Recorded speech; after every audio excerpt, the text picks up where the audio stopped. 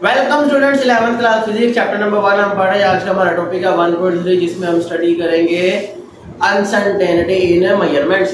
Measurements में जो uncertainty है उसको हम कैसे डील करते हैं, तो आइए सुनते हैं। फर्स्ट ऑफ ऑल हमारा नाम सबसे पहले हम पढ़ते हैं अनसर्टेनिटी की तीन टाइप्स है बेटे, एक एब्सोल्यूट है, एक फ्रैक्शनल है और एक परसेंटेज है। तो सबसे पहले हम पढ़ते हैं एब्सोल्यूट अनसर्टेनिटी के बारे में, ये क्या होती है आइए सुनते हैं जी। तो maximum uncertainty as being one smallest division in the of the instrument, एक इंस्ट्रूमेंट जो सबसे कम मेजरमेंट कर सकता है वो उसकी क्या कहलाएगी, एब्सोल्यूट अनसर्टेनिटी। मिसाल के तौर पे हमारे पास लीस्ट काउंट है वर्नियर कैलिपर का 0.01 सेंटीमीटर, तो वो उसकी क्या है, uncertainty. Similarly we can say that screw gauge least count is 0.01 millimetre, so that it is its least count and absolute uncertainty as well। वो उसका least count भी है और absolute uncertainty दोनों है। ओके जी, तो बेटे इसी तरह नेक्स्ट है हमारे पास it is called absolute uncertainty। For example, अब एग्जाम्पल से आपको समझाएंगे क्या smallest division of metre rule is 1 millimetre. जैसे आपको मैंने एग्जाम्पल दी वर्नियर कैलिपर और स्क्रू गेज की, ठीक है, जो आप 9-10 में पढ़ चुके हैं। लेकिन यहाँ पर हमने एग्जांपल लिया उससे भी आसान, कौन, मीटर रोल, जिसका लीस्ट काउंट है 1 मिलीमीटर मीन 0.1 सेंटीमीटर, जो कि उसका क्या है, लीस्ट काउंट है। ठीक हो गया, इट्स लीस्ट काउंट और एब्सोल्यूट अनसर्टेनिटी। इसी तरह नेक्स्ट बात करते हैं एक्सप्लेनेशन की। एक्सप्लेनेशन में हम सबसे पहले क्या करते हैं, हम एक बुक लेते हैं, ठीक है, उसका एक एज कोइंसाइड करता है किसके साथ, स्केल के ऊपर। आइए सुनते हैं। If one edge of book coincide with 10 centimeter and another 35.5 centimeter, then length with uncertainty is given by। अब उसकी जो लेंथ है उसको हम कैसे डिफाइन करेंगे, तो आइए सुनते हैं। जैसे कि देख सकते हैं कि लेंथ है 33.5 सेंटीमीटर, आगे प्लस माइनस के साथ 0.05 सेंटीमीटर, ये मैंने रेड कलर से लिखा है, ये क्या है बच्चों, ये अनसर्टेनिटी है। ठीक हो गया, इसी तरह आगे सुने। अब दूसरा एज था 10, दोनों को माइनस करके हमने उसकी लेंथ निकाल लिया ना, इनिशियल को फाइनल में से माइनस करना है। फाइनल हमारा 33.5 है, इनिशियल हमारा 10 है जी। तो सुने, अब ये इनको माइनस करके 23.5 आ जाएगा, ठीक है, ये तो रूल है, हमें पता है माइनस करना। लेकिन ये जो प्लस माइनस के आगे जो रेड कलर से लिखा हुआ है ये क्या है, और ये नीचे इनको हमने प्लस क्यों किया, ठीक है, तो ये भी सुने बेटे, ये हमारी एब्सोल्यूट अनसर्टेनिटी है। अब क्योंकि उसके दो एज थे और एक तरफ, अब वो जो उसका जो है लीस्ट काउंट वो 0.1 सेंटीमीटर है, तो उसका हाफ किस तरफ चला गया, एक एज पे, हाफ दूसरे एज पे चला गया।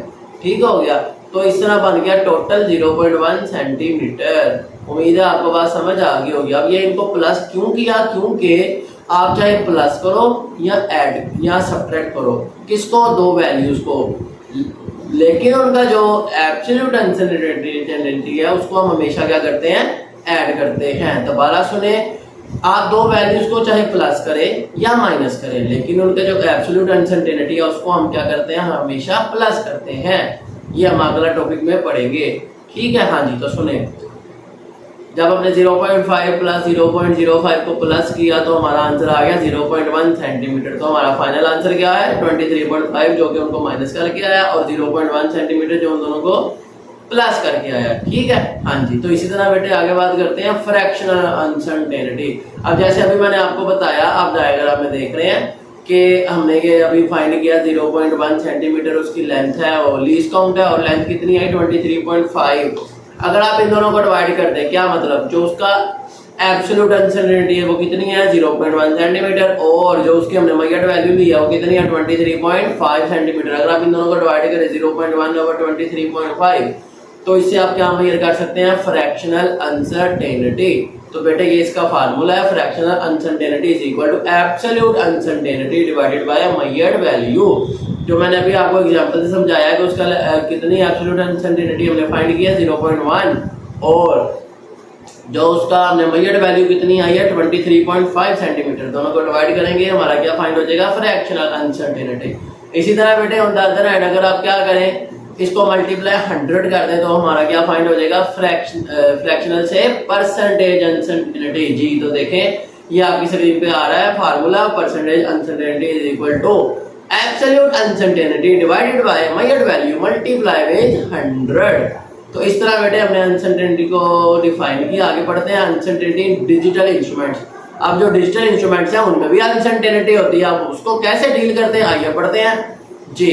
तो सबसे पहले है हमारे पास some instrument have a digital scale. अब कुछ इंस्ट्रूमेंट में डिजिटल स्केल होता है, बिल्कुल जाहिर सी बात है। आगे बढ़ते हैं। We estimate one digit beyond what is certain with a digital scale. हम उसके बाद एक डिजिट को कंसीडर करते हैं। मिसाल के तौर पे 500 ग्राम हमने मेजरमेंट लेनी है, तो हम लेते हैं 501 है या 502 है, ठीक है। क्या मतलब, आप मेजरमेंट लेने जाते हैं, आटा चीनी लेने जाते हैं, तो वहाँ पर हमें वो मेजरमेंट करके देख लेते हैं। हमने 1000 ग्राम मतलब 1 kg चीनी लेनी है, तो उसके अंदर वो 1000 ग्राम लिखा आता है, तो वो मेजरमेंट हो जाती है। लेकिन वो फिर भी 1 पॉइंट ज़्यादा ही देता है, क्या 1001 या 1002। तो ये मतलब है कि उस डिजिटल इंस्ट्रूमेंट में भी अनसर्टेनिटी होती है, इसलिए वो ताकि कम से कम हो अनसर्टेनिटी, वो 1-2 डिजिट ज़्यादा ही देती है चीनी, ताकि कमी ना हो, ठीक है ना। हाँ जी, याद रखना जी। तो बेटे इसी तरह आगे बात करते हैं विद द डिजिटल स्केल।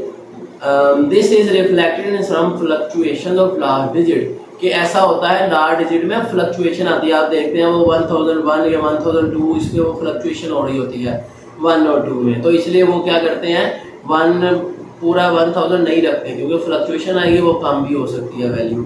इसलिए बेहतरी इसी में है कि आप उसको 1-2 पॉइंट ज़्यादा रखें। क्यों? क्योंकि आपको पता होना चाहिए कि ये फ्लक्चुएशंस आती हैं, अनसर्टेनिटी आती है, इसलिए एक्चुअल वैल्यू नहीं आ सकती, इसलिए आपने उसकी वैल्यू को 1-2 ज़्यादा रखना है। तो यही वो बात कर रहा है कि उसमें फ्लक्चुएशन आती है 1-2 डिजिट्स की, तो डैट्स वाई वो क्या करते हैं, 1-2 पॉइंट ज़्यादा रखते हैं जी। तो आगे सुनते हैं।